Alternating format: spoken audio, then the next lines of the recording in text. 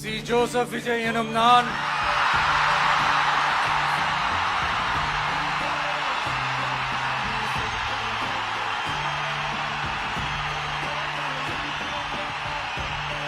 சட்டப்படி அமைக்கப்பெற்ற இந்திய அரசியல் அமைப்பின்பால் உண்மையான நம்பிக்கையும் மாறா பற்றும் கொண்டிருப்பேன் என்றும் இந்திய நாட்டின் ஒப்பில்லாத முழு முதல் ஆட்சியையும் ஒருமையையும் நிலை நிறுத்துவேன் என்றும்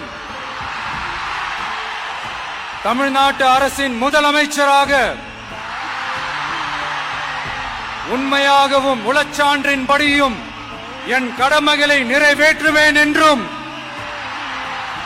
அரசியல் அமைப்பிற்கும் சட்டத்திற்கும் இணங்க அச்சமும் ஒருதலை சார்பும் இன்றி விருப்பு வெறுப்பை விலக்கி பலதரப்பட்ட மக்கள் அனைவருக்கும் நேர்மையானதை செய்வேன் என்றும் ஆண்டவன் மீது ஆணையிட்டு உறுதிமொழிகிறேன்.